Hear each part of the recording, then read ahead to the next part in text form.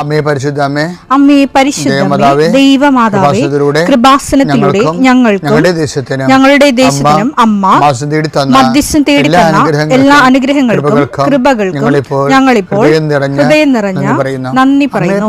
അമ്മേ പരിശുദ്ധമ്മേ ദൈവമാതാവേ, 2004 ഡിസംബർ 7 ഉച്ചകഴിഞ്ഞ് 2:30 കൃപാസനത്തിൽ സംഭവിച്ച അമ്മയുടെ പ്രത്യക്ഷപ്പെടലിനെ കുറിച്ച് തിരുസഭയ്ക്ക് സമർപ്പിച്ചിരിക്കുന്ന പഠനരേഖകളുടെ സഭാത്മകമായ പഠനം ആരംഭിക്കുവാൻ ഞങ്ങൾ പ്രാർത്ഥിക്കുന്നു. അമ്മേ പരിശുദ്ധമേ, ഭൂസ്വർലോകങ്ങളുടെ രാജ്ഞിയായ അങ്ങേയ്ക്ക് ഭൗമസംരക്ഷണത്തിനായി പ്രപഞ്ചപ്രകൃതിയെ തിരുസഭ പ്രതിഷ്ഠിക്കുവാൻ ഈ പ്രത്യക്ഷീകരണം വഴി ഇടയാക്കണമേ. പരിശുദ്ധമേ, ജപമാല മാതാവേ, സകല കൃപാസനം പ്രാർത്ഥനയോടും ചേർത്ത് ഞങ്ങളിപ്പോൾ പ്രാർത്ഥിക്കുന്ന ഈ കുടുംബത്തിന്റെ പ്രത്യേക നിയോഗം മക്കളെ, അമ്മയുടെ പ്രത്യക്ഷീകരണത്തിന്റെ ഈ അനുഗ്രഹവേളയിൽ ഞങ്ങൾക്ക് സാധിച്ചു തരുവാൻ കനിയണമേ. ആമേൻ. വിശ്വാസ പ്രമാണം. സർവശക്തനായ പിതാവും ആകാശത്തിന്റെയും ഭൂമിയുടെയും സൃഷ്ടാവുമായ ദൈവത്തിൽ ഞാൻ വിശ്വസിക്കുന്നു. അവിടുത്തെ ഏകപുത്രനും ഞങ്ങളുടെ കർത്താവുമായ ഈശോമിശിഹായിലും ഞാൻ വിശ്വസിക്കുന്നു. ഈ പുത്രൻ പരിശുദ്ധാത്മാവിനാൽ ഗർഭസ്ഥനായി കന്യകാമറിയത്തിൽ നിന്ന് പിറന്ന് പൊന്തിയോസ് പീലാത്തോസിന്റെ കാലത്ത് പീഡകൾ സഹിച്ച് കുരിശിൽ തറയ്ക്കപ്പെട്ട് മരിച്ച് അടക്കപ്പെട്ട് പാതാളങ്ങളിൽ ഇറങ്ങി മരിച്ചവരുടെ ഇടയിൽ നിന്ന് 3-ാം നാൾ ഉയർത്ത് സ്വർഗത്തിലേക്ക് എഴുന്നള്ളി സർവശക്തിയുള്ള പിതാവായ ദൈവത്തിന്റെ വലതുഭാഗത്തിരിക്കുന്നു. അവിടെ നിന്ന് ജീവിക്കുന്നവരെയും മരിച്ചവരെയും വിധിക്കുവാൻ വരുമെന്നും ഞാൻ വിശ്വസിക്കുന്നു. പരിശുദ്ധാത്മാവിലും ഞാൻ വിശ്വസിക്കുന്നു. വിശുദ്ധ കത്തോലിക്കാ സഭയിലും പുണ്യവാന്മാരുടെ ഐക്യത്തിലും പാപങ്ങളുടെ മോചനത്തിലും ശരീരത്തിന്റെ ഉയർപ്പിലും നിത്യമായ ജീവിതത്തിലും ഞാൻ വിശ്വസിക്കുന്നു. ആമേൻ. സുഖസ്ഥനായ ഞങ്ങളുടെ പിതാവേ, അങ്ങയുടെ നാമം പൂജിതമാകണമേ. അങ്ങയുടെ രാജ്യം വരണമേ. അങ്ങയുടെ തിരുമനസ് സ്വർഗത്തിലെ പോലെ ഭൂമിയിലും ആകണമേ. അന്നു വേണ്ടുന്ന ആഹാരം ഇന്ന് ഞങ്ങൾക്ക് തരണമേ. ഞങ്ങളോട് തെറ്റ് ചെയ്യുന്നവരോട് ഞങ്ങൾ ക്ഷമിക്കുന്നത് പോലെ ഞങ്ങളുടെ തെറ്റുകൾ ഞങ്ങളോടും ക്ഷമിക്കണമേ. ഞങ്ങളെ പ്രലോഭനത്തിൽ ഉൾപ്പെടുത്തരുതേ, തിന്മയിൽ ഞങ്ങൾ രക്ഷിക്കണമേ. ആമേൻ. നന്മ നിറഞ്ഞ മറിയമേ, സ്വസ്തി. കർത്താവ് അങ്ങയുടെ കൂടെ സ്ത്രീകളിൽ അങ്ങ് അനുഗ്രഹിക്കപ്പെട്ടവളാകുന്നു. അങ്ങയുടെ ഉദരത്തിൻ ഫലമായി ഈശോ അനുഗ്രഹിക്കപ്പെട്ടവനാകുന്നു. പരിശുദ്ധ മറിയമേ, തമ്പുരാന്റെ അമ്മേ, പാപികളായ ഞങ്ങൾക്ക് വേണ്ടി ഇപ്പോഴും ഞങ്ങളുടെ മരണസമയത്തും തമ്പുരാനോട് അപേക്ഷിക്കണമേ. ആമേൻ. കർത്താവേ, നിന്റെ ഉന്നതമായ നാമത്തിന് സ്തോത്രം ചെയ്യുന്നു. കർത്താവേ, നിന്റെ വിശുദ്ധ പൗരോഹിത്യത്തെ മഹത്വപ്പെടുത്തണം. കർത്താവെ, സഭയിലുള്ള സാന്നിധ്യം പ്രകടമാക്കണം. 40 വർഷം ഞാൻ അർപ്പിച്ച കുർബാനയുടെ യോഗ്യതയാണ്. കൃപാസനത്താറെ ജീവനോടെ പ്രത്യക്ഷപ്പെട്ട പരിശുദ്ധ അമ്മയുടെ മാധ്യസ്ഥത്തിൽ ഞാൻ മക്കളെ ആശീർവദിക്കുന്നു. ഈശോയെ, എവിടെയെങ്കിലും യാത്ര ചെയ്യുന്ന മുമ്പ് ഇതൊന്ന് കൂടിയിട്ട് പോണവരുണ്ട്. ഈശോയെ, അവർ മക്കളുടെ ഇന്നത്തെ മുഴുവൻ യാത്രകൾ ഞാൻ അങ്ങേക്ക് ഏൽപ്പിക്കുന്നു. അവരുടെ കണ്ണുനീര് ഉപ്പണം കർത്താവെ. അവർ പോകുന്ന ഇടങ്ങളിൽ നീ അവിടെ കൂടെ പോകണം. പലരും ഒറ്റക്കാണ്. പലരും അവർ ഒറ്റക്ക് പോയിട്ട് നടക്കാത്ത പല കാര്യങ്ങൾക്ക് വേണ്ടിയാണ് പോണത്. ഓഫീസിലായാലും കോളേജിലായാലും സ്കൂളിലായാലും പരീക്ഷയ്ക്കായാലും ജോലിക്കായാലും ഇൻ്റർവ്യൂവിനായാലും മറ്റ് റവന്യൂ ആയിട്ടുള്ള കാര്യങ്ങൾക്കായാലും കർത്താവേ, അങ്ങയുടെ മക്കൾ പോകുന്ന ഇടങ്ങളിലെല്ലാം I come with you wherever you go. മുഖത്തെ ആവേശപ്പെടുത്തുന്ന അങ്ങയുടെ അഭിഷേക വചനമാണ്. നീ എവിടെ പോയാലും ഞാൻ നിലകൊണ്ടാകും. കർത്താവെ, ഞങ്ങൾ ആഴമായത് വിശ്വസിച്ചുകൊണ്ട് കർത്താവ് ഈ മക്കൾ നിന്നെയും കൊണ്ടുപോകാൻ ഇടയാക്കണമേ. അമ്മേ പരിശുദ്ധമേ, സമയത്തിൻ്റെ അധികാരി സഞ്ചാരി മാതാവേ, അങ്ങയുടെ മക്കളുടെ കൂടെ സഞ്ചരിക്കണമെന്ന് പ്രാർത്ഥിക്കുന്നു. പിതാവും പുത്രനും പരിശുദ്ധാത്മാവായ സർവ്വേശ്വര എന്നേക്കും ആമേൻ. എൻ്റെ പ്രിയപ്പെട്ടവരെ, നമ്മൾ ഈ ദിവസങ്ങളിൽ ചിന്തിച്ചിരിക്കുന്ന ഒരു വിഷയം ചെയ്യുന്ന ഉടമ്പടിയും ചിന്തിക്കുന്ന ഉടമ്പടിയും. ചിലപ്പോൾ ഇത് രണ്ടും രണ്ടായിട്ട് മാറും. ഈ ചിന്തിക്കുന്ന ഉടമ്പടി തന്നെയാണ് ചെയ്യണതെന്ന് ഉറപ്പുവരുത്തിയ ഉടമ്പടിയുടെ സമ്പൂർണ്ണ ഫലം ഉണ്ടാകും. അപ്പം നിങ്ങൾ ചോദിക്കും, എന്താണ് ചെയ്യുന്ന ഉടമ്പടി, എന്താണ് ചിന്തിക്കുന്ന ഉടമ്പടി? കഴിഞ്ഞ ദിവസങ്ങളിലുള്ള സാക്ഷ്യങ്ങളിൽ നല്ല സാക്ഷ്യമാണ്. അതായത് രശ്മി തോമസിൻ്റെ സാക്ഷ്യത്തെക്കുറിച്ച് ഞാൻ ആദ്യവാഴ്ച പറയുന്നുണ്ട്. അതായത് ഇന്നത്തെ ധ്യാനം രശ്മി തോമസിൻ്റെ സാക്ഷ്യമാണ്. അപ്പോൾ രശ്മി തോമസിൻ്റെ സാക്ഷ്യത്തിൽ നിന്നാണ് ഈ ചെയ്യുന്ന ഉടമ്പടിയും ചിന്തിക്കുന്ന ഉടമ്പടിയും തമ്മിലുള്ള വ്യത്യാസം എന്താണെന്ന് അറിയണത്.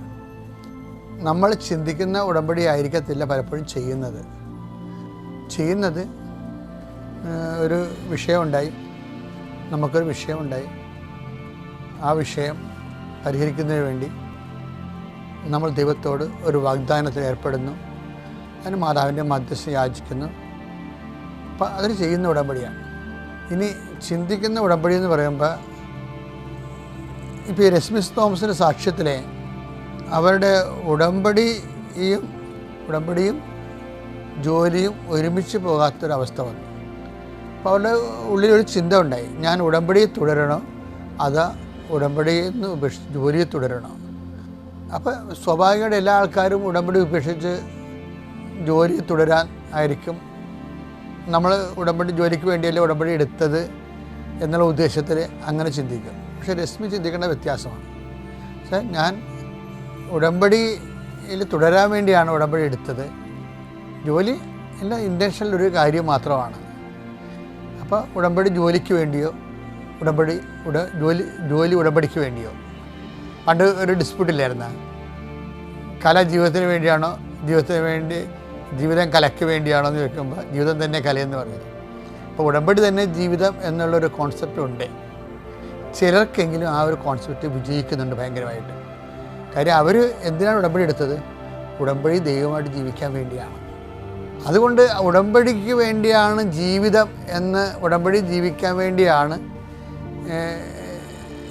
വേണ്ടിയാണ് ജീവിതം എന്നുള്ള ഐഡിയയിൽ എത്തിച്ചേർന്നിട്ട് ഉടമ്പടിക്ക് പ്രാധാന്യം കൊടുത്തിട്ട് ജീവിക്കുമ്പോഴാകുന്ന പ്രശ്നം, ഇവർ ഒരു റിട്ടയർഡ് ഹാൻഡാണ്. അതായത് ഇവർ ഒരു പ്രവാസികൾ എന്തുമാത്രം കേരളത്തിൽ വരുന്നുണ്ട്. പലരും ജീവിതം കരിഞ്ഞു നിൽക്കണ പോലെയൊക്കെ തോന്നുന്നില്ല അവർക്ക്. പക്ഷെ അവരെല്ലാം ഉടമ്പടിയിലേക്ക് വരുമ്പോൾ ഉണ്ടാകുന്ന വ്യത്യാസം എന്താണ്?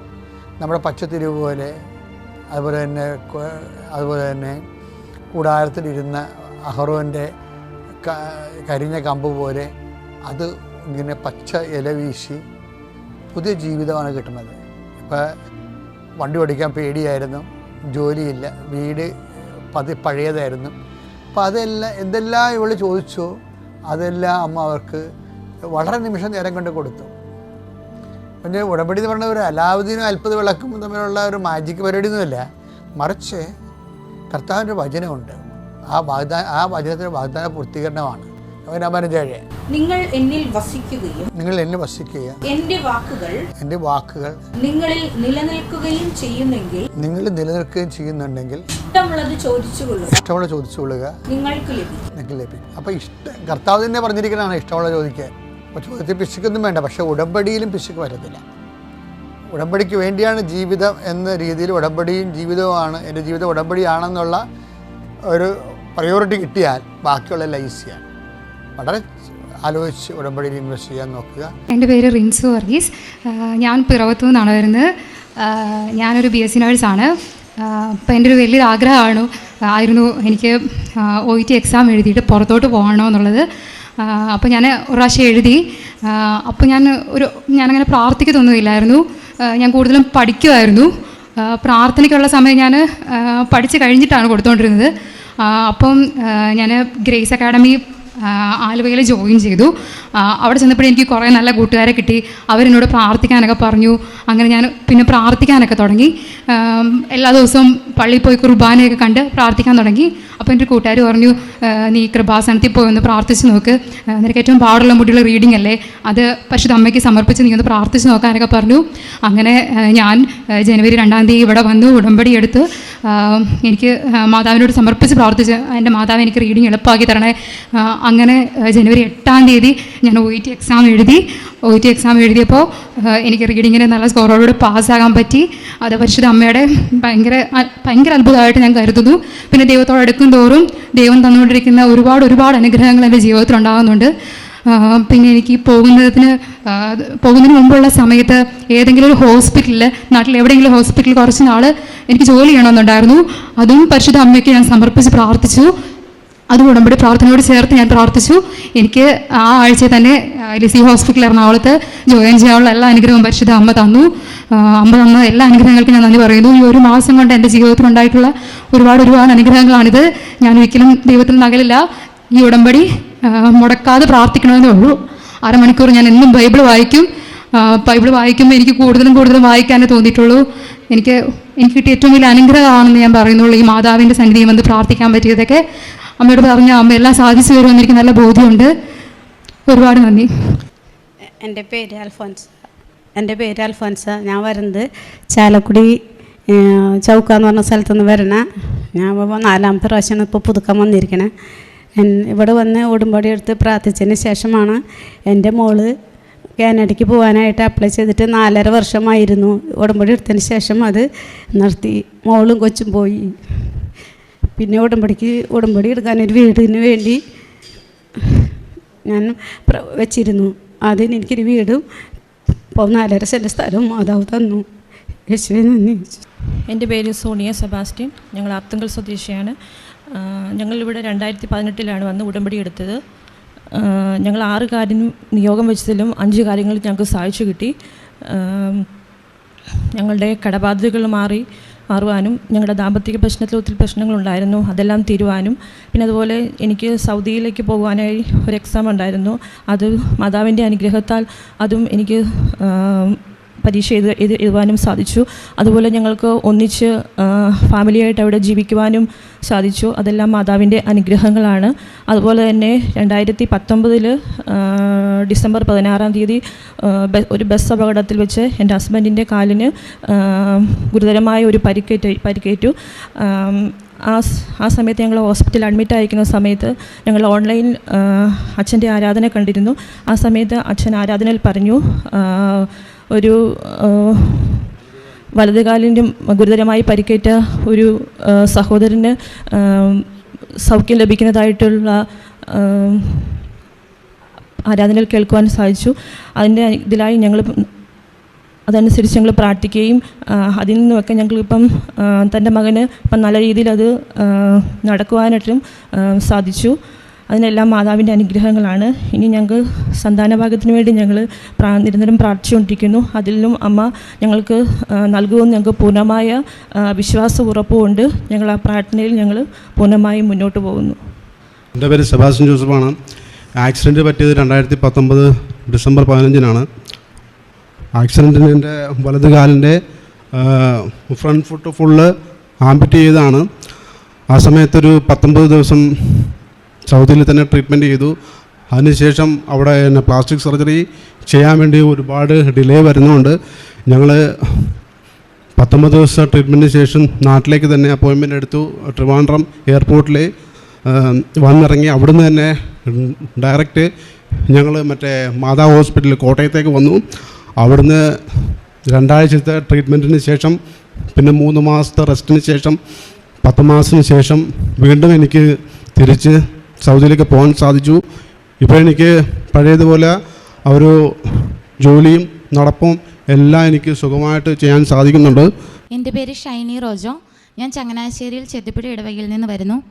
ഞാൻ ഡിസംബർ 4 2021 ഡിസംബർ 4 ഇവിടെ വന്ന് ഉടമ്പടി എടുത്തത്. അതും വളരെ അവിചാരിതമായിട്ടാണ് ഞാനിവിടെ വരാനായിട്ട്. അന്ന് ഞാനിങ്ങനെ പെട്ടെന്ന് ലീവ് ചോദിച്ചു. ഞാൻ പുഷ്പഗിരി ഹോസ്പിറ്റലിലാണ് വർക്ക് ചെയ്യുന്നത്. പെട്ടെന്ന് ലീവ് ചോദിച്ചു. അങ്ങനെ പെട്ടെന്ന് ലീവ് കിട്ടി. വന്ന ഉടനെ എനിക്ക് ഉടമ്പടി എടുക്കാനും സാധിച്ചു. അപ്പം ഞാനാണെങ്കിൽ അവിടുന്ന് ജോലി റിസൈൻ ചെയ്യണമെന്നുള്ള ആ ഒരു തീരുമാനത്തിലായിരുന്നു. കാരണം എൻ്റെ സാലറി ഒരു 3-4 മാസമായിട്ട് ഇങ്ങനെ ഓരോരോ കാരണങ്ങൾ പറഞ്ഞ് പകുതിയിലധികം സാലറി കട്ടിങ് ആയിരുന്നു. ഞാൻ അവിടുന്ന് ജോലി മാറാമെന്ന തീരുമാനത്തിലായിരുന്നു. പക്ഷേ ഞാൻ ഇവിടെ വന്ന് ഉടമ്പടി എടുത്തു. ആ ഡിസംബർ മാസം എനിക്ക് ഫുൾ സാലറി കിട്ടാൻ തുടങ്ങി. പിന്നെ വലിയൊരു സാക്ഷ്യം എന്ന് പറഞ്ഞാൽ, ഞാൻ ജോലി കഴിഞ്ഞ് തിരിച്ച് വരുന്ന വഴിക്ക് മുത്തൂർ എന്ന സ്ഥലത്ത് വെച്ചിട്ട് ഞാനൊരു കാറുമായിട്ട് എൻ്റെ വണ്ടി ഇടിച്ചു. അപ്പം ഞാൻ 2 വീലറിലായിരുന്നു. അപ്പം ഇടിച്ചത് ഞാൻ വെഹിക്കിൾ ഇൻസ്പെക്ടറിൻ്റെ വണ്ടിക്കിട്ടാണ് ചെന്ന് കയറി ഇടിച്ചത്. അപ്പോൾ ഇടിച്ച ഉടനെ തന്നെ ഞാൻ റോഡിൻ്റെ നടുക്കോട്ടും വീണു, വണ്ടി സൈഡിലേക്കും വീണു. അപ്പം എല്ലാവരും പറഞ്ഞത് ആ വീഴ്ചയിൽ ഞാൻ അന്ന് തന്നെ തീർന്നു പോകേണ്ടതാണ്. കാരണം തിരുവനന്തപുരം ഫാസ്റ്റൊക്കെ വരുന്നത് കണ്ടിട്ടുണ്ടെങ്കിൽ തന്നെ ജീവൻ പോകും. അപ്പം ആ സമയത്ത് മാതാവ് കരുതിയതുപോലെ 1 മിനിറ്റ് നേരത്തേക്കിന് ഒരു വണ്ടി പോലും പെട്ടെന്ന് അതിലേ വന്നില്ല. അപ്പം അങ്ങനെ എന്നെ രക്ഷിച്ചു. കാരണം ഞാൻ കാശ് രൂപ എപ്പോഴും കയ്യിൽ കൊണ്ട് നടക്കുമായിരുന്നു. അപ്പോൾ എൻ്റെ ബാഗിനകത്ത് കാശ് രൂപ ഉണ്ടായിരുന്നു. അത് കഴിഞ്ഞിട്ട് എല്ലാവരും ഓടി വന്നു കഴിഞ്ഞ് എന്നെ എടുത്ത് പൊക്കാൻ നോക്കിയപ്പോഴത്തേനും എനിക്ക് പക്ഷേ എണീക്കാൻ പറ്റുന്നില്ലായിരുന്നു റോഡിൽ നിന്ന്. പിന്നെ ഞാൻ നോക്കിയപ്പോഴത്തേക്കിനും കുറേ ചേട്ടന്മാരൊക്കെ ഓടി വന്ന് എന്നെ പൊക്കാൻ നോക്കിയിട്ട് അവർ എനിക്ക് കാല് നിവർത്തി എണീക്കാൻ പറ്റുന്നില്ലായിരുന്നു. പക്ഷെ ഞാൻ അന്നേരം നോക്കിയപ്പോഴത്തേക്കിനും ഒരു പച്ച സാരി ഉടുത്ത ഒരാൾ, ഒരു ടീച്ചറിനെ പോലെ തോന്നിക്കും, പക്ഷെ നമ്മുടെ തിരിയുടെ പച്ചയല്ല, നല്ല ഡാർക്ക് പച്ച കളറിലത്തെ ഒരു സാരി ഉടുത്ത ഒരു ചേച്ചി പെട്ടെന്ന് വന്നിട്ട്, ഇപ്പോഴും എനിക്ക് ആ ചേച്ചിയുടെ മുഖം എനിക്ക് മനസ്സിലുണ്ട്. ഓടി വന്നിട്ട് എന്നെ ഇങ്ങനെ വട്ടം പിടിച്ച് പൊക്കി എണീപ്പിച്ച് സൈഡിലിരുത്തി എനിക്ക് വെള്ളമൊക്കെ തന്നു. പക്ഷെ എന്നിട്ട് കുറച്ച് കഴിഞ്ഞപ്പോഴത്തേക്കിനും എനിക്ക് പ്രശ്നമൊന്നുമില്ലായിരുന്നു. മാതാവ് കരുതിയതാണെന്ന് തോന്നുന്നതല്ല, അത് തന്നെയാണ്. എൻ്റെ താടിയുടെ ഇവിടെ ചെറിയൊരു ചതം ഉണ്ടായിരുന്നു. പിന്നെ കൈമുട്ട് പൊട്ടി കാലിൻ്റെ എവിടെയും ചെറിയൊരു പൊട്ടൽ മാത്രമേ ഉള്ളായിരുന്നു, എനിക്ക് ചെറിയ പോറൽ മാത്രമേ ഉള്ളായിരുന്നു. കണ്ടു നിന്നവരൊക്കെ പറഞ്ഞത് തമ്പുരാൻ കരുതിയതാണ്, അല്ലെങ്കിൽ ശരിക്കും ഞാൻ മരിച്ചു പോയേനെ. അതുപോലത്തെ ഒരു അപകടത്തിൽ നിന്ന് മാതാവ് എന്നെ കരുതി സംരക്ഷിച്ചു. പിന്നെ ഉടമ്പടി എടുത്ത് പോയ ഉടനെ തന്നെ ഞങ്ങൾ കുറച്ച് പഴയ സ്വർണം കൊടുത്തിട്ട് പുതിയ സ്വർണം വാങ്ങാനായിട്ട് പോയി. ആ സമയത്ത് സ്വർണം എടുത്തു. അത് കഴിഞ്ഞിട്ട് കുറച്ച് എല്ലാം എടുത്ത് കണക്കൊക്കെ കൂട്ടിക്കഴിഞ്ഞപ്പോഴത്തേക്കിനും അവർ പറഞ്ഞു, ഇനി ഒരു 5000 രൂപയും കൂടെ നമുക്ക് ഇങ്ങോട്ടുണ്ട്.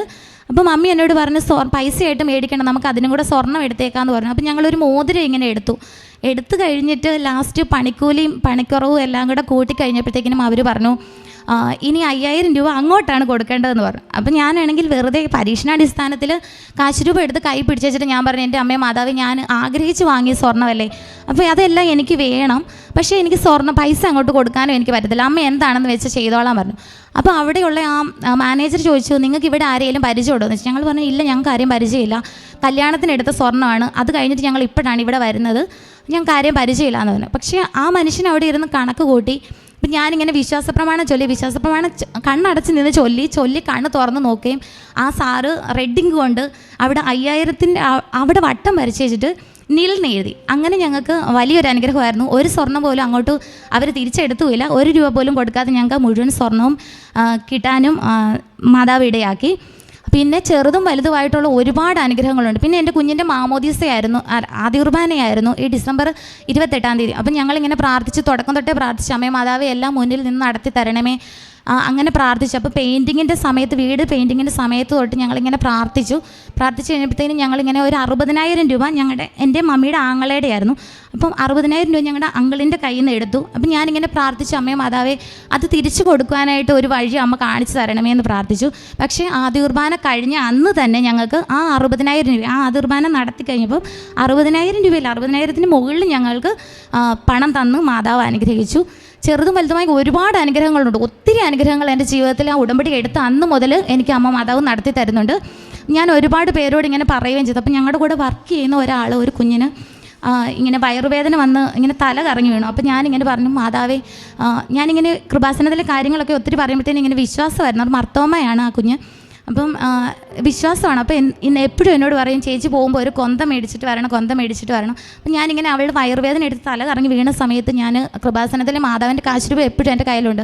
അപ്പം ഞാനിങ്ങനെ മാതാവിൻ്റെ കാശുരൂപ എടുത്ത് വയറയിൽ വെച്ച് പ്രാർത്ഥിച്ച് വിശ്വാസപ്രമാണം ചൊല്ലി. പക്ഷേ അന്നോടുകൂടി ആ കുഞ്ഞിൻ്റെ വയറുവേദനയെല്ലാം മാറ്റി. അപ്പം ഞാനിങ്ങനെ പറഞ്ഞ് ഇവിടെ വന്ന് ഉടമ്പടി എടുക്കണം, ഒത്തിരി അനുഗ്രഹങ്ങൾ കിട്ടും എന്നൊക്കെ ഞാൻ പറഞ്ഞിട്ടുണ്ട്. അപ്പോൾ എൻ്റെ ജീവിതത്തിൽ ചൊരിഞ്ഞ എല്ലാ അനുഗ്രഹങ്ങൾക്കും കൃപകൾക്കും ദൈവമാതാവിന് തിരുക്കുമാനും 1000 നന്ദിയും സ്തുതിയും അർപ്പിക്കുന്നു. പീരീഡ് സമയത്ത് 3 ദിവസത്തെ ബ്ലീഡിങ് മാത്രമേ ഉണ്ടായുള്ളൂ. എനിക്കത് വിശ്വസിക്കാൻ പറ്റില്ല. ഞാൻ അങ്ങനെ കുറേ നേരം എനിക്കതൊരു അത്ഭുതം പോലെ എനിക്ക് തോന്നി. ഇതിങ്ങനെ ഞാൻ പണ്ട് എനിക്ക് എങ്ങനെയായിരുന്നു അതേ രീതിയിൽ തന്നെയായി. അപ്പോൾ മോൻ വീട്ടിൽ ക്ലാസ് കഴിഞ്ഞ് വന്നപ്പോൾ ഞാൻ പറഞ്ഞു, മോനെ നമുക്ക് ശനിയാഴ്ച നമുക്ക് കൃപാസനത്തിലൊന്ന് പോകാം. അപ്പം ഞങ്ങൾക്ക് ഈ സ്ഥലമൊന്നും അങ്ങനെ അറിയില്ല, എങ്ങനെ വരണമെന്നും എതിലെ വരണമെന്നും ഒന്നും അറിയില്ല. അപ്പോൾ ഒരു 2 വീലറുണ്ട്, ഞങ്ങൾ രണ്ടും കൂടെ രാവിലെ അവിടുന്ന് 5 മണിയായപ്പോൾ തിരിച്ചിട്ട് പകുതിയൊക്കെ വന്നപ്പോൾ മൊബൈലിലങ്ങ് റേഞ്ച് കിട്ടുന്നില്ല. അപ്പം നമുക്ക് റൂട്ട് മാപ്പൊന്നും നോക്കാനും പറ്റുന്നില്ല, ആകെപ്പാടെ വിഷമം. അപ്പം ഞാൻ പറയും, മാതാവ് എന്തായാലും വരാൻ തീരുമാനിച്ചിട്ടെങ്കിൽ, ഞാൻ ഹിന്ദുവാണ്, അപ്പോൾ എന്നെ കൊണ്ടുവരാൻ മാതാവ് തീരുമാനിച്ചിട്ടെങ്കിൽ തീർച്ചയായിട്ടും അവിടെ എത്തുകയെന്ന് പറഞ്ഞു. അങ്ങനെ ഞങ്ങളിങ്ങനെ വന്ന വഴി ഞങ്ങൾ നോക്കുമ്പോഴാണ് കൃപാസനം എന്നുള്ള ബോർഡ് കാണുന്നത്. അപ്പോൾ ഞാൻ പറഞ്ഞു, മോനെ ഇതാന്ന് പറഞ്ഞു. അങ്ങനെ ഞങ്ങളിവിടെ നിർത്തി കയറുന്നത്. അപ്പോൾ അതെനിക്കൊരു അത്ഭുതമാണ്. കാരണം ഞങ്ങൾക്ക് അറിയില്ല, ഈ സ്ഥലം ഞങ്ങൾക്ക് അറിയാതെയാണ് ഞങ്ങൾ വരുന്നത്. അപ്പോൾ ഇവിടെ വന്നിട്ട് പക്ഷേ ഞാൻ എൻ്റെ ഈ അസുഖം ഒന്നും ഉടമ്പടിയിൽ വെച്ചില്ല. വേറെ ഞാൻ 6 നിയോഗങ്ങൾ വെച്ചു. പക്ഷേ എനിക്ക് ഡിസംബർ 4-ാം തീയതിയാണ് ഞാൻ ഉടമ്പടി എടുക്കുന്നത്. ഈ 6 നിയോഗങ്ങളിൽ ഒരു നിയോഗം പോലും എനിക്ക് ഇതുവരെയും സാധിച്ചിട്ടില്ല.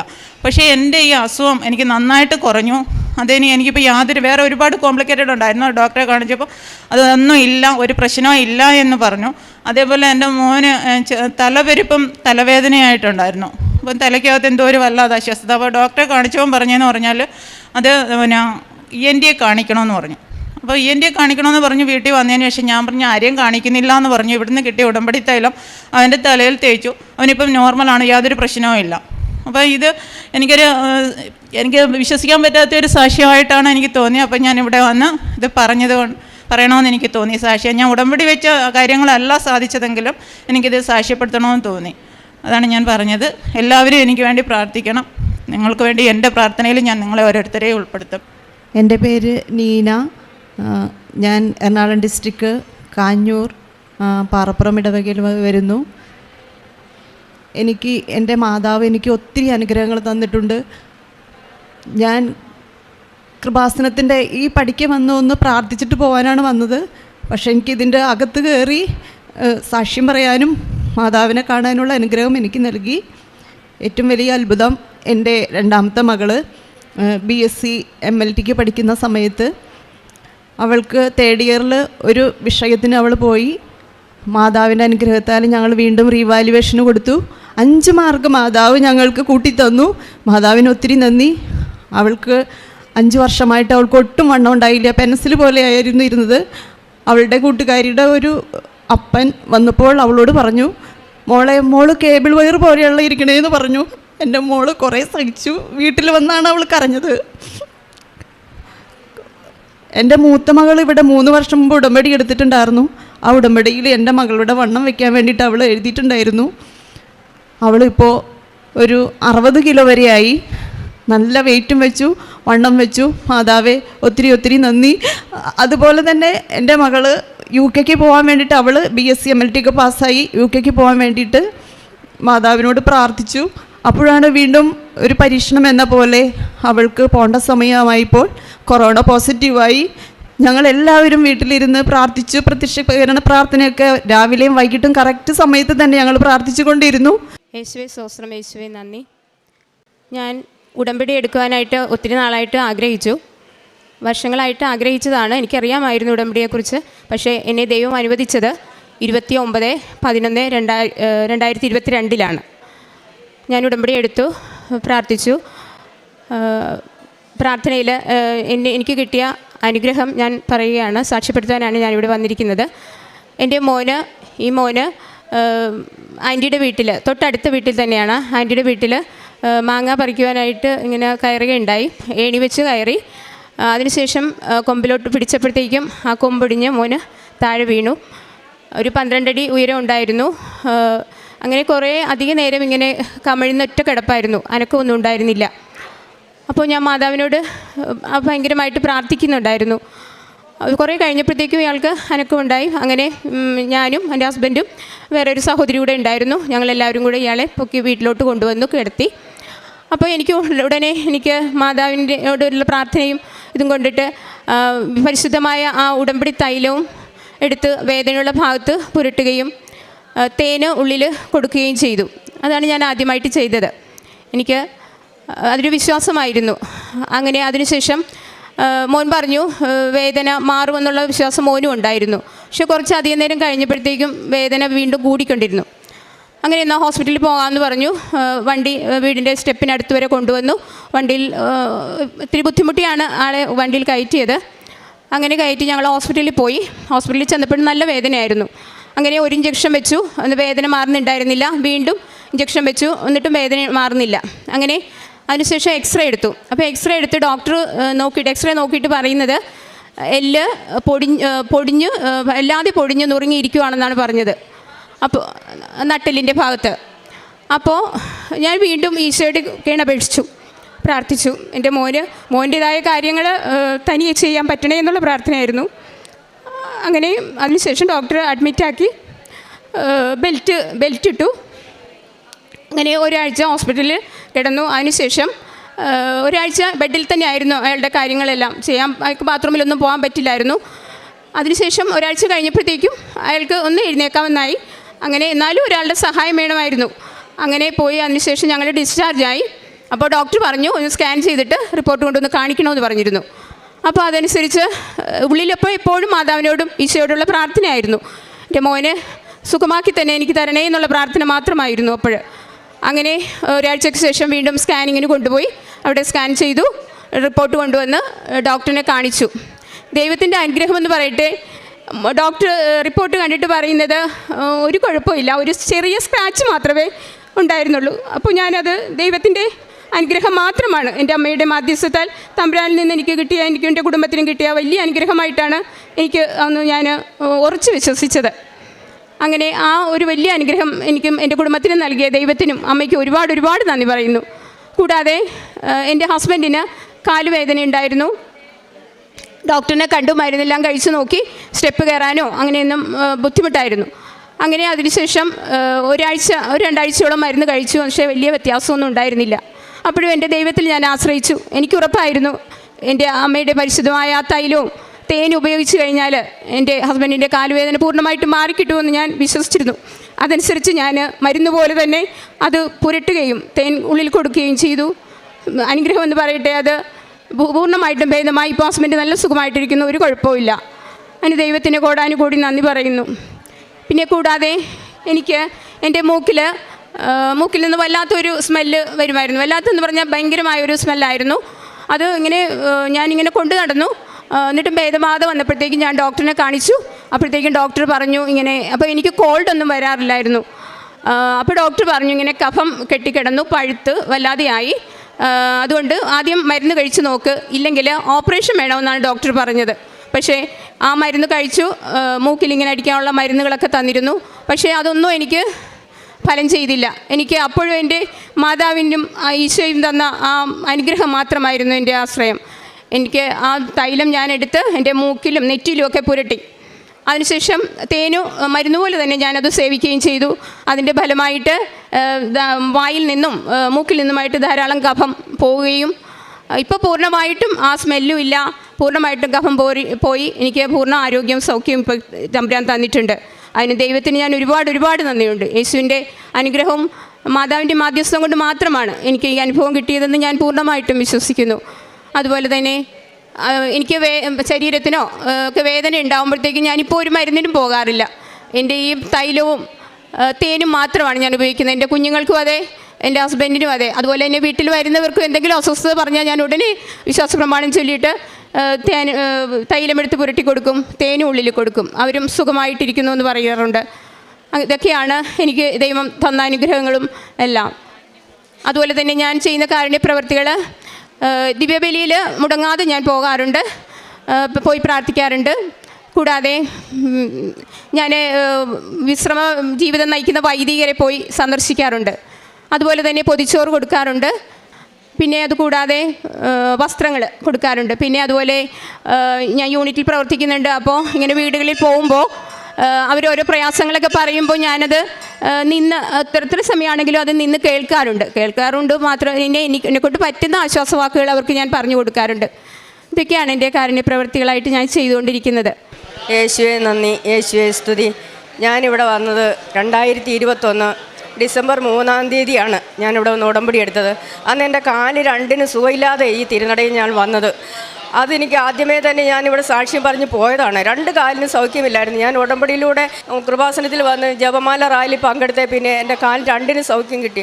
അത് കഴിഞ്ഞ് എൻ്റെ ഭർത്താവിന് വലിയൊരു വ്രണം ഉണ്ടായി കാലിന്. ഇവിടെ വന്ന് ജോസഫ്, ഞാൻ പല ആശുപത്രിയിലും കയറി, സൗഖ്യമില്ലായിരുന്നു.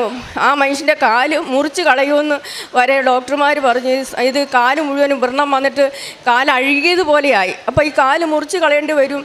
ആ മനുഷ്യൻ്റെ ശരീരമെല്ലാം ശോഷിച്ച് കാലും കൈയെല്ലാം ശോഷിച്ച് കണ്ടപ്പോൾ ഞാനിങ്ങനെ കൃപാസനത്തിൽ വരാൻ കാരണം, ഞാൻ ഈ നാട്ടിൽ കണ്ണൂരാണ് ഞങ്ങൾ താമസിക്കുന്നത്. കണ്ണൂർ കല്ലുവയൽ ഇടവകയിലാണ് ഞാൻ താമസിക്കുന്നത്. അപ്പം അവിടെ നിന്ന് ഞാനിവിടെ വരുന്നത്, ഈ കൃപാസനത്തിൽ വരുന്നത്, ഇവിടെ വന്ന് ആലപ്പുഴ വന്ന് ഈ കൃപാസനത്തിൽ വരാൻ കാരണം ഇവിടെയാണ് ഞാൻ ജോലി ചെയ്യുന്നത്. കോട്ടയത്ത് ഹോം നേഴ്സായിട്ടാണ് ഞാൻ ജോലി ചെയ്യുന്നത്. അപ്പോൾ രോഗികളെ ശുശ്രൂഷിക്കുന്ന എനിക്ക് എൻ്റെ ഭർത്താവിൻ്റെ കാലിൽ ഇങ്ങനെ വന്ന് ഞാൻ ചെന്ന് കണ്ടപ്പോഴത്തേന് എനിക്ക് സങ്കടം വന്നു. ഈ രോഗിയെ കൊണ്ട് ഞാൻ എങ്ങനെയാണ് കർത്താവേ, ഞാൻ മറ്റൊരു വീട്ടിൽ പോയി ജോലി ചെയ്യാം. ആ മനുഷ്യനെ കൊണ്ട് ഇവിടെ കൂട്ടിക്കൊണ്ട് വന്ന ജോസഫച്ചനെ കണ്ടു, ഒക്കെ പ്രാർത്ഥിച്ചു കഴിഞ്ഞപ്പോൾ ജോസഫച്ചൻ കൈവച്ച് പ്രാർത്ഥിച്ചു, വന്ന് സാക്ഷ്യം പറഞ്ഞോളാൻ പറഞ്ഞു. ഞാൻ വന്ന് സാക്ഷ്യം പറയാനായിട്ട് ഇവിടെ വന്നത്. എൻ്റെ ഭർത്താവിന് കാലിന് പൂർണ്ണ സൗഖ്യം കിട്ടി. അത് കഴിഞ്ഞ് ഞങ്ങൾ ഇവിടുന്ന് വേളാങ്കണ്ണിക്ക് പോകാൻ ആഗ്രഹിച്ച് ഇവിടെ വന്ന് ഉടമ്പടി പുതുക്കി. ഞാൻ വേളാങ്കണ്ണിക്ക് പോയത് അവിടെ ചെന്നപ്പോൾ എൻ്റെ കാശ് രൂപ നഷ്ടപ്പെട്ടു പോയായിരുന്നു. ഞാൻ മാതാവിനോട് പ്രാർത്ഥിച്ചു, മാതാവേ എനിക്ക് എൻ്റെ കാശ് രൂപ എനിക്ക് മുടക്കി തരണേന്ന് പ്രാർത്ഥിച്ചു. ആ വേളാങ്കണ്ണി മാതാവിൻ്റെ നടയിൽ നിന്ന് എനിക്ക് കാശ് രൂപ ഒരെണ്ണം എനിക്ക് തിരിച്ചു കിട്ടി. അവിടുന്ന് ആ മണ്ണിൽ നിന്ന് പൂഴ്ന്ന് കിടന്ന കാശ് രൂപ അതെൻ്റെ കൈ കിട്ടി. ഞാൻ സിൽവർ രൂപത്തിലുള്ള മാതാവിനെ പിന്നെ ഒരു പ്രാവിനെ എനിക്ക് കാണുവാൻ സാധിച്ചു. അത് സാധാരണ പ്രാവ് പറക്കുന്ന രീതിയിലല്ല അത് ഞാൻ കണ്ടത്. അത് രണ്ട് കൈയും വിരിച്ച് പിടിച്ച് പ്രാവ് നേരെ പറക്കുമായിരുന്നു. അത് കഴിഞ്ഞ് അതിൻ്റെ പിറ്റേ ദിവസം തന്നെ എനിക്ക് അവിടെ വേളാങ്കണ്ണിക്ക് പോകാൻ സാധിച്ചു. അതുപോലെ തന്നെ എൻ്റെ അനിയത്തിക്ക് ഭവനമില്ലായിരുന്നു. 12 വർഷമായിട്ട് ഭവനമില്ലാതെ അവൾ കരഞ്ഞ് നിലവിളിച്ച് നടക്കുമായിരുന്നു. അവൾക്ക് വീടില്ല. 7,000 രൂപയാണ് അവൾക്ക് മാസം ശമ്പളം കിട്ടുന്നത്. സ്കൂളിൽ പീനണായിട്ട് ജോലി ചെയ്യുന്നത്. അവൾക്ക് അതുകൊണ്ട് വാടക കൊടുത്ത് ജീവിക്കണം. അവളെങ്ങനെ ജീവിക്കുന്ന അറിയത്തില്ല. പിന്നെ കഞ്ഞി വെക്കാൻ പോലും അരിയില്ലാത്ത അവൾ, ഒരു നേരത്തെ ആഹാരത്തിന് തെണ്ടി നടക്കുന്ന അവൾ 3 തിരി എടുത്തുകൊണ്ട് പോയി. ഞാൻ അവിടെ കൊണ്ട് കൊടുത്തിട്ട് പറഞ്ഞു, മോളെ നീ ഇത് കൊണ്ടുവച്ച് പ്രാർത്ഥിച്ച് നിനക്ക് എല്ലാ കാര്യം സാധിക്കും. അപ്പോൾ അവൾ ചോദിച്ചു, ചേച്ചിക്ക് എന്തെങ്കിലും സംഭവിച്ചാലോ ഇത് എടുത്തുകൊണ്ട് വന്ന് തന്നിട്ട്? അപ്പം എന്നോട് അവൾ പറഞ്ഞു, ഞാൻ പറഞ്ഞു എനിക്കൊന്നും വരുവേല, നീ ഇതുകൊണ്ട് വീട് പണി, നിനക്കൊരു വീടുണ്ടാകട്ടെ. അത് കണ്ട് എനിക്ക് മാതാവിനോട് സാക്ഷ്യം പറയാമല്ലോ എന്ന് ഞാൻ എൻ്റെ കർത്താവിൻ്റെ നാമത്തിൽ ഞാൻ സാക്ഷ്യം പറയുന്നു. അവൾക്ക് നല്ലൊരു വീട്, അവളെ സഹായിക്കാൻ അനേകർ മുമ്പോട്ട് വന്നു. 4 ലക്ഷം രൂപ ഒരു അമേരിക്കക്കാർ കൊടുത്തു. അതുപോലെ തന്നെ പള്ളിക്കാർ സഹായിച്ചു. എനിക്കറിയാമല്ലോ. അവൾ ചോദിച്ചു, ഞാൻ എങ്ങനെയാണ് വീട് പണിച്ചാൽ എനിക്ക് 1 രൂപ പോലും ഇല്ലെന്ന്. അവൾ എങ്ങനെയാണ് വീട് പണിതെന്ന് ഞങ്ങൾക്ക് പോലും അറിയത്തില്ല. ഒരു സ്വപ്നം പോലെ ഞങ്ങൾക്ക് തോന്നുന്നു. ഞാൻ ആ വീട് കണ്ടിട്ട് ഞാൻ അവൾക്കൊന്നും കൊടുത്തില്ല. എനിക്ക് ഒരു സംഭാവന പോലും കൊടുക്കാൻ എൻ്റെ കയ്യിലും ഒന്നുമില്ല. അവൾക്ക് വീടുണ്ടായി. അതുപോലെ തന്നെ ഞങ്ങൾ ഇവിടെ വന്ന് പല സാക്ഷ്യങ്ങളും ഞാനിവിടെ വന്ന് പറഞ്ഞിട്ടുണ്ട്. എൻ്റെ മാതാവ് എന്നെ 3 വർഷം ഈ തിരുനാളിൽ മുടക്കാതെ കൊണ്ടുവരുമായിരുന്നു. എന്നെ ഓടിക്കും ആ മാതാവ്.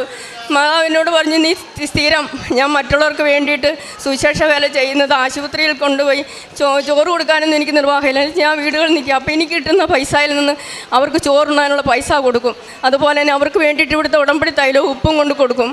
അതുപോലെ തന്നെ ഞാൻ അനാഥാലയത്തിൽ പോയി ചോറ് കൊടുക്കാനായിട്ട് ഒരു 80 പിന്നെ മാനസിക രോഗികളുള്ളിടത്ത് പോയി ഞാൻ 2 പ്രാവശ്യമായിട്ട് ചോറ് കൊടുത്തു. അതുപോലെ തന്നെ ഇവിടെ ഒരു തത്തമ്പള്ളിയിലൊരു അനാഥ മന്ദിരമുണ്ട്. അവിടെയും കൊണ്ടുപോയി പിള്ളേരുടെ ഒരു പിന്നെ അനാഥ മന്ദിര അവിടെ കൊണ്ടുപോയി ചോറ് കൊടുക്കാനായിട്ട് പൈസ കൊടുത്തു. എന്നെക്കൊണ്ട് സാധിക്കുന്ന പോലെ തന്നെ എനിക്ക് കിട്ടുന്ന വസ്ത്രത്തിൽ നിന്ന് മറ്റുള്ളവർക്ക് വസ്ത്രം കൊടുക്കും. ആരെങ്കിലും എൻ്റെ മുമ്പിൽ കൈ നീട്ടിയിട്ടുണ്ടെങ്കിൽ ഞാൻ അവരെ ഒരു കാരണവശാലും ഞാൻ പിന്തിരിച്ച് വിട്ടിട്ടില്ല. അവർക്ക് ഞാൻ കൊടുക്കുന്നുണ്ട്. എൻ്റെ ജീവിതത്തിൽ ചെയ്തു തന്ന എൻ്റെ പരിശുദ്ധ അമ്മയ്ക്കും പുത്രനും പരിശുദ്ധാത്മാവിനും കോടാനുകോടി നന്ദി പറയുന്നു. എൻ്റെ പേര് ടീന. ഞാൻ തൃശ്ശൂരിൽ നിന്നാണ് വരുന്നത്. സെൻറ്റ് മേരീസ് ചർച്ച് മെഡോണ നഗറിലാണ് ഞങ്ങളുടെ ഇടവക. ഞാൻ 2022 ആദ്യമായിട്ട് വന്ന് ഉടമ്പടി എടുത്തിരുന്നു. സ്റ്റാർട്ടിങ്ങിൽ നല്ല രീതിയിൽ പ്രാർത്ഥിച്ചു പോകാനൊക്കെ എനിക്ക് സാധിച്ചിരുന്നു. പിന്നീട് പല കാരണങ്ങൾ കൊണ്ടും എനിക്ക് ആ ഉടമ്പടി ഫുൾഫിൽ ചെയ്യാൻ പറ്റിയിരുന്നില്ല. ഞാനിവിടെ തൃശ്ശൂരിൽ ഒരു ഫേമസ് ആയിട്ടുള്ള ഒരു കോളേജിൽ ഞാനിവിടെ അസിസ്റ്റൻറ്റ് പ്രൊഫസറായിട്ട് വർക്ക് ചെയ്യുമായിരുന്നു. 2 കൊല്ലമായിട്ട് ഞാൻ അവിടെ വർക്ക് ചെയ്യുന്നു. എൻ്റെ ഏറ്റവും വലിയൊരു ആഗ്രഹമാണ് ദുബായിൽ എനിക്കൊരു ടീച്ചറായിട്ടൊരു ജോലി കിട്ടണം എന്നുള്ളത് എൻ്റെ ഏറ്റവും വലിയൊരു ആഗ്രഹമായിരുന്നു. അപ്പോൾ അതിന് വേണ്ടിയിട്ട് ഞാൻ ഈ കഴിഞ്ഞ ഏപ്രിൽ കോളേജിൽ നിന്ന് റിസൈൻ ചെയ്തിട്ട് വിസിറ്റിംഗ് വിസയ്ക്ക് പോകാമെന്ന് വിചാരിച്ചു. സോ അതിന് മുൻപായിട്ട് ഞാൻ ഏപ്രിൽ 6-ാം തീയതി ഇവിടെ വന്നിട്ട് ഉടമ്പടി എടുത്തിരുന്നു. ഏപ്രിൽ 6-നാണ് ഞാൻ ഉടമ്പടി എടുത്തിരുന്നത്. അതിൻ്റെ ഫലമായിട്ട് ആഫ്റ്റർ ദാറ്റ് ഞാൻ വിസിറ്റിംഗ് വിസയിലേക്ക് ദുബായിൽ പോയി. മെയ് 28-നാണ് ഞാൻ വിസിറ്റിംഗ് വിസയിൽ പോയിട്ടുണ്ടായിരുന്നത്. പോയതിന് ശേഷം ഞാൻ അവിടെ പോയി ജോബ് സെർച്ചും കാര്യങ്ങളൊക്കെ തുടങ്ങി. എല്ലാവർക്കും അറിയാം, അവിടെ പോയ ഏറ്റവും ബുദ്ധിമുട്ടാണ് ടീച്ചിങ് പ്രൊഫഷനിൽ ഒരു ജോലി കിട്ടാൻ. അതിലും കൂടുതൽ ഏറ്റവും ബുദ്ധിമുട്ടാണ് അവിടെ ഇൻ്റർവ്യൂ കോൾസ് വരാൻ. അവിടെ എൻ്റെ ഫ്രണ്ട്സ് ഒരുപാട് പേര് സെയിം പ്രൊഫഷനിലുള്ളവർ മുന്നേ പോയിട്ടുണ്ട്. പക്ഷേ ഒരു ഇൻ്റർവ്യൂ കോൾ കിട്ടാനോ ഒരു ജോലി കിട്ടാനോ അത്രയും പാടുള്ളൊരു സ്ഥലമാണ് അവിടെ. അക്കാദമിക് ആയിട്ട് അല്ലെങ്കിൽ അക്കാദമിക്കലി വളരെയധികം മാർക്കും വളരെ മുൻപോട്ടുള്ള ഒരാളാണ് ഞാൻ. എന്നിട്ട് പോലും പല ഇൻ്റർവ്യൂസിന് നമ്മൾ അയച്ചാട്ടും നമ്മുടെ CV അയച്ചു കൊടുത്താൽ പോലും ഒരു ഇൻ്റർവ്യൂ കോൾ പോലും നമുക്ക് കിട്ടുന്നുണ്ടായിരുന്നില്ല. അങ്ങനെ ഞാൻ ഉടമ്പടിയിൽ വെച്ച് പ്രാർത്ഥിച്ചിരുന്നു. അതിൻ്റെ ഫലമായിട്ട് എനിക്ക് അവിടുത്തെ ഒരു ഏറ്റവും longest and largest running Indian institution in UAE ആണ്. അവിടെ നിന്ന് എനിക്കൊരു ഇൻ്റർവ്യൂ കോൾ വന്നു. ഞാൻ അറ്റൻഡ് ചെയ്തു. ഡെമോ ക്ലാസ് ഉണ്ടായിരുന്നു.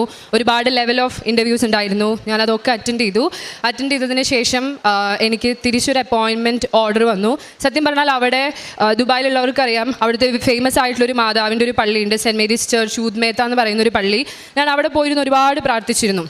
ആ പള്ളിയുടെ ഓപ്പോസിറ്റാണ് എൻ്റെ സ്കൂൾ. ആ സ്കൂളിൽ തന്നെ എനിക്ക് ജോലി കിട്ടി. പോകുമ്പോൾ നമ്മൾ പറയുന്നത്, എല്ലാവരും പറയുന്നത് പോലെ തന്നെ നേർച്ച വസ്തുക്കളും എല്ലാം കൊണ്ടിട്ട് തന്നെയാണ് ഞാൻ പോയിരുന്നത്. ഈവൻ എൻ്റെക്കാളും മുൻപ് അവിടെ പോയ ഒരുപാട് വട്ടം വിസ എക്സ്റ്റെൻഡ് ചെയ്തുകൊണ്ടിരിക്കുന്നവർക്ക് വരെ ജോലി ആയിട്ടില്ല. അപ്പോൾ എനിക്ക് അവിടെ ഞാൻ പോയി 1 മാസം ആവുന്നതിന് മുൻപ് തന്നെ അവിടുത്തെ ഏറ്റവും വലിയൊരു സ്കൂളിൽ എനിക്ക് സീനിയർ സെക്കൻഡറി ആർട്ടിഫിഷ്യൽ ഇൻ്റലിജൻസ് ടീച്ചറായിട്ട് ജോലി കിട്ടി. അതാണ് എൻ്റെ ഒന്നാമത്തെ സാക്ഷ്യം. പിന്നെ ഞാനിപ്പോൾ അവിടെ വെക്കേഷൻ ഇപ്പോൾ അവിടെ തിരിച്ചു വന്നപ്പോൾ നമുക്ക് അവിടെ ഒരു പോലീസ് ക്ലിയറൻസ് സർട്ടിഫിക്കറ്റ് സബ്മിറ്റ് ചെയ്യണമായിരുന്നു. അവിടുത്തെ സ്കൂൾ അടയ്ക്കുന്നതിന് മുൻപ് എനിക്ക് ആക്ച്വലി അത് സബ്മിറ്റ് ചെയ്യണം. അതിനുവേണ്ടി ഞാൻ ഇവിടെ വന്നു, പാസ്പോർട്ട് ഓഫീസിൽ പോയി, പോലീസിൻ്റെ അടുത്ത് പോയി. സോ അവർ പറഞ്ഞിരുന്നത് ഒരു 10 ദിവസത്തിന് ശേഷം നിങ്ങൾ ഈ PCC സർട്ടിഫിക്കറ്റ് എക്സ്പെക്റ്റ് ചെയ്താൽ മതി എന്ന് പറഞ്ഞിട്ടുണ്ടായിരുന്നു. സ്കൂളിൽ നിന്ന് എനിക്ക് കിട്ടിയിരുന്ന സമയം വിസ പ്രോസസ്സിങ്ങിന് ഒരാഴ്ചയായിരുന്നു. ഞങ്ങൾ പോയി അന്വേഷിച്ച് കഴിഞ്ഞപ്പോൾ പോലീസ് പറഞ്ഞു ഇനിയും ഇതൊരു 10 ദിവസം എടുക്കും, അപ്പോഴേക്കും ദുബായിൽ ഞങ്ങളുടെ സ്കൂൾ അടയ്ക്കും, വിസ പ്രോസസ്സിങ് നടക്കില്ല. അത് ഞാനിവിടെ പ്രാർത്ഥിച്ചതിൻ്റെ ഫലമായിട്ട് 10 ദിവസത്തിന് ശേഷം എക്സ്പെക്റ്റ് ചെയ്താൽ മതി എന്ന് പറഞ്ഞിരുന്ന PCC എനിക്ക് അപ്ലൈ ചെയ്തതിൻ്റെ 2 ദിവസത്തിൻ്റെ ഉള്ളിൽ കിട്ടി. അതാണ് എൻ്റെ രണ്ടാമത്തെ സാക്ഷ്യം.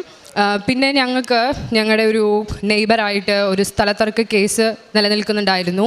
ഫോർ മോർ ദാൻ 6 years ആ ഒരു കേസ് ഉണ്ടായിരുന്നു. ഉടമ്പടിയിൽ വെച്ച് പ്രാർത്ഥിച്ചതിൻ്റെ ഫലമായിട്ട്, നേർച്ച വസ്തുക്കളൊക്കെ യൂസ് ചെയ്തതിൻ്റെ ഫലമായിട്ട് ഒരു തരത്തിലും കോംപ്രമൈസിനോ അങ്ങനെ ഒരു തരത്തിലുള്ളൊരു സംസാരത്തിനും അടുക്കാത്തൊരു ഫാമിലി ആയിരുന്നു. ആ ഒരു ഇഷ്യൂ കോംപ്രമൈസായി, ആ ഒരു ഇഷ്യൂ അങ്ങനെ സോൾവ് ആയി. പിന്നെ എനിക്കൊരു സിസ്റ്ററാണ്. അവൾ വർക്ക് ചെയ്തുകൊണ്ടിരുന്ന ഒരു firm due to some authoritical issues അത് കുറച്ച് നാൾ ക്ലോസ് ആയിട്ടുണ്ടായിരുന്നു. അപ്പോൾ ഞങ്ങൾ അതും ഉടമ്പടിയിൽ വെച്ച് പ്രാർത്ഥിച്ചിരുന്നു. അതിൻ്റെ ഫലമായിട്ട് ഞാൻ ഉടമ്പടി എടുത്തത് April 6 April 8 ആ ഫേം തിരിച്ച് റീഓപ്പൺ ആയി പ്രവർത്തിച്ചു. ഇനി ആത്മീയപരമായിട്ട് പറയുകയാണെന്നുണ്ടെങ്കിൽ ഞാൻ ഇതുപോലെ തന്നെ പത്രം വിതരണം ചെയ്തിട്ടുണ്ട്. ആദ്യം എല്ലാവരും പറയുന്നത് പോലെ തന്നെ വളരെ ബുദ്ധിമുട്ടുണ്ടായിരുന്നു പത്രം വിതരണം ചെയ്യാൻ പോകുമ്പോഴും എല്ലായിടത്തും. ഞാൻ ആദ്യമൊക്കെ വീടിൻ്റെ അടുത്ത് മാത്രമാണ് കൊടുത്തുകൊണ്ടിരുന്നത്. പിന്നെ പള്ളിയിൽ കൊടുക്കാൻ പറ്റി, ഹോസ്പിറ്റൽസിൽ കൊടുക്കാൻ പറ്റി. കാരുണ്യ പ്രവൃത്തികൾ എന്ന് പറയുമ്പോൾ എനിക്ക് പറ്റുന്ന രീതിയിൽ ആളുകളെ സഹായിക്കാൻ പറ്റിയിട്ടുണ്ട്. ദെൻ ആത്മീയപരമായിട്ട് ഉയർച്ച പറയുകയാണെന്നുണ്ടെങ്കിൽ മുന്നൊക്കെ ബൈബിള് പേരിന് വായിക്കുന്ന ഒരാളായിരുന്നു. ഇവിടെ നിന്ന് നമുക്ക് ഒരു കണ്ടീഷൻ അല്ലെങ്കിൽ ഒരു ക്രൈറ്റീരിയ ആയിരുന്നു ബൈബിള് വായിക്കണം എന്നുള്ളത്. അതുകൊണ്ട് ബൈബിള് വായിക്കും. പക്ഷേ ഇപ്പോൾ കുറച്ചുകൂടി നന്നായിട്ട്, ഈവൻ ദുബായിൽ എൻ്റെ റൂംമേറ്റ്സ് ചോദിക്കും ഇത് വല്ല കഥ ബുക്കാണോ, നീ ഏത് നേരം ഇരുന്ന് വായിച്ചുകൊണ്ടിരിക്കുന്നുണ്ടല്ലോ എന്ന് ചോദിക്കും. സോ അവിടെ ഗ്യാപ്പ് കിട്ടുമ്പോഴൊക്കെ ഞാൻ ഇരുന്ന് വായിക്കുമായിരുന്നു.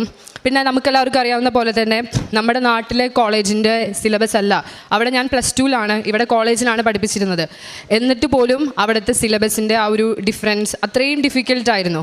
ഇനീഷ്യൽ സ്ട്രഗിൾ നല്ല പോലെ ഉണ്ടായിരുന്നു.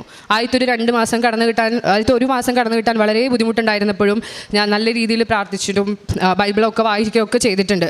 ഈവൻ ദോ അക്കാദമിക്കലി എത്ര മുന്നിലായിരുന്നിട്ട് പോലും അവിടുത്തെ സിറ്റുവേഷൻസ് ഹാൻഡിൽ ചെയ്യാൻ പറ്റുന്നതിനും കൂടുതലായിരുന്നു. പക്ഷേ ഇപ്പോൾ അതെനിക്ക് ഓവർകം ചെയ്യാൻ പറ്റി.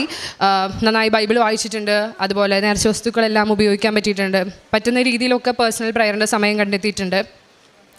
പിന്നെ ഞാൻ പ്രാർത്ഥിക്കുന്നത്, ഞാൻ പറഞ്ഞ പോലെ ദുബായിലെ ഒരു പള്ളിയുണ്ട്, സെൻറ്റ് മേരീസ് ചർച്ച് ഊദ് മേത്ത. അവിടെയുള്ളവർക്കൊക്കെ അറിയാം അവിടുത്തെ ഏറ്റവും വലിയ മാതാവിൻ്റെ പള്ളിയാണ്. അപ്പോയിൻമെൻറ്റ് ലെറ്റർ വരാനായിട്ട് ഒരു 20 days ഗ്യാപ്പ് ഉണ്ടായിരുന്നു. അവിടുത്തെ പ്രോസസ്സിങ് കുറച്ചധികം നേരം എടുക്കുന്നത് കൊണ്ട് തന്നെ ഒരു 20 days ഗ്യാപ്പ് ഉണ്ടായിരുന്നു. ആ ദിവസമൊക്കെ ഞാൻ അവിടെ മാതാവിൻ്റെ പള്ളിയിൽ പോയിരുന്ന് പ്രാർത്ഥിച്ചിട്ടുണ്ട്. സോ അപ്പോയിൻമെൻറ്റ് ലെറ്റർ വരുന്ന അന്ന് മോർണിംഗിൽ ആ പള്ളിയിൽ ഇരിക്കുമ്പോൾ എനിക്ക് സുഗന്ധാഭിഷേകം കിട്ടിയിട്ടുണ്ട്. സോ അങ്ങനെ ഒരുപാട് രീതിയിലൂടെ ഈ കവനൻറ്റിൽ ഉറച്ചു നിൽക്കാൻ എനിക്ക് പറ്റിയിട്ടുണ്ട്. പിന്നെ ഞാൻ ഈ നമ്മുടെ കൃപാസനത്തെ പറ്റി അറിഞ്ഞത് എന്നോട് ആരും പറഞ്ഞിട്ടല്ല, ഞാൻ ആക്ച്വലി യൂട്യൂബ് വഴി അറിഞ്ഞ ഒരാളാണ്. ഞാൻ പറഞ്ഞത് വഴി എൻ്റെ ആൻറ്റി, അങ്കിൾ, പിന്നെ മേമയുടെ മക്കൾ, അങ്ങനെ നാട്ടിലുള്ള പത്രം കൊടുക്കുന്നത് വഴി കുറച്ചധികം പേരൊക്കെ അറിഞ്ഞിട്ടും അവരൊക്കെ ഞാൻ കാരണം ഇങ്ങോട്ട് വരാനും സാധിച്ചിട്ടുണ്ട്. ഈവൻ അവർക്കൊക്കെ എൻ്റെക്കാളും കൂടുതൽ അനുഗ്രഹം ലഭിച്ച ഒരുപാട് പേരുണ്ട്. So I am happy for that.